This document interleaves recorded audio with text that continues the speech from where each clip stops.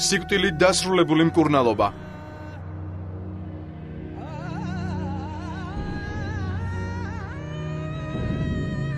ნამდვილად ხმარობდა ამ კახეთში დამზადებულ წამალს.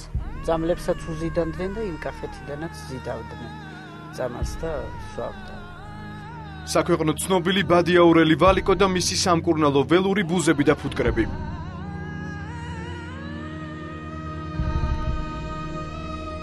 უშვილობის და პროსტატიტის მკურნალობა, რომელიც მწვავე ინტოქსიკაციით და ზოგჯერ გარდაცვალებით სრულდება.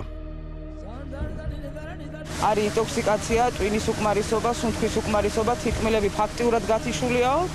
დავრეკეთ ვალიკოსთან და ვალიკო მითხრა რომ იციო არისო ფუტკრებიო ამაშიო და არის ბალახებიო.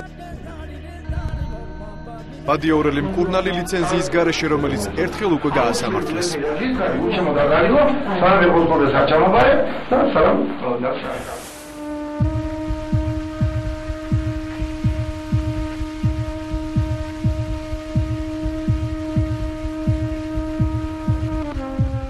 შავი ფარდა რენტგენის სანაცვლოდ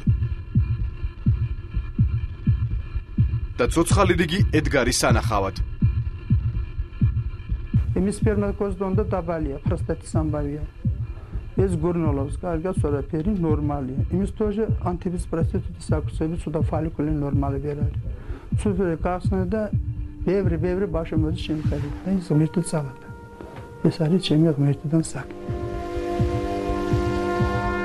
რატომ ადარებენ მარნეულელ მკურნალს ღმერთს? რომ ეს არის ერთადერთი ღმერთი ადამიანი, ალბათ მე ასე ვფიქრობ, იმიტომ რომ ასე თავანტყოფებს რო უვლის, თქვენ ვერ წარმოიდგენთ აქ როგორი ხალხი დადის.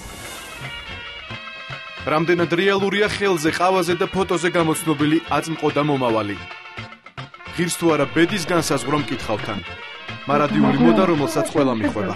რატო წინ გადმოტრიალებულია, რა პრობლემაში არის ეს ბიჭი და ოჯახის გარეთ რატო ხედავ? თბილისელი მკითხავი, რომელსაც ქართულად გასაღებული ჰოლივუდის ვარსკვლავის კოლინ ფარელის ორიენტაციაში ეჭვიში აქვს.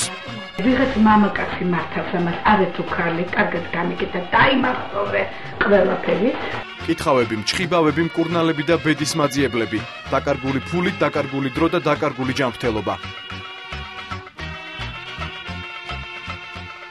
ნახეთ შაბათს სპეციალურ რეპორტაჟში სიკვდილით დასრულებული მკურნალობა.